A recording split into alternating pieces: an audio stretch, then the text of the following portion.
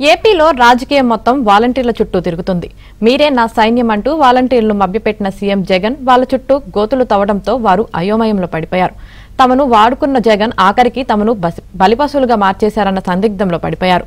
ఈ క్రమంలోనే తమ ఉద్యోగాలకు రాజీనామా చేయాలంటూ వైసీపీ నేతలు చేస్తున్న ఒత్తిళ్లపై వాలంటీర్లు డైలమాలో పడిపోయారు.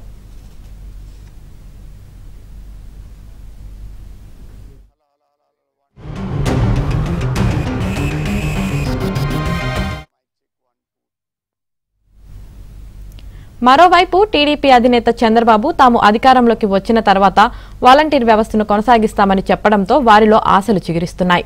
10,000 ఇస్తామన్న చంద్రబాబు బంపర్ ఆఫర్తో వాలంటీర్లు ఖుషి అవుతున్నారు.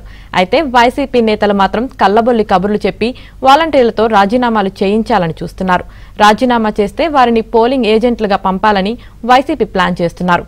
రాజీనామా చేసిన వారితో తమ పరిధిలో ఉన్న లబ్ధిదారులను తీసుకువెళ్లి ఓట్లు వేయించే విధంగా స్కెచ్ వేస్తున్నారు.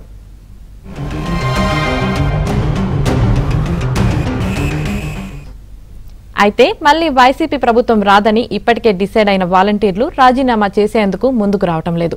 దీంతో మళ్లీ అధికారంలోకి రాగానే ఆ వ్యవస్థ పునరుద్ధరణపై తొలి సంతకం అంటూ సీఎం జగన్ కాకమ్మ కబుర్లు మొదలుపెట్టారు. అయితే అసలు వాలంటరీ వ్యవస్థ ఎప్పుడు రద్దయిందో చెప్పగలరా అంటూ వారు ప్రశ్నిస్తున్నారు. దీంతో మొత్తం గేమ్ ప్లాన్ రివర్స్ అవడంతో వైసీపీ నేతలు కంగుతింటున్నారు. చంద్రబాబు ప్రకటనతో గేమ్ ప్లాన్ దెబ్బతిందంటూ లబోదిబోం అంటున్నారు.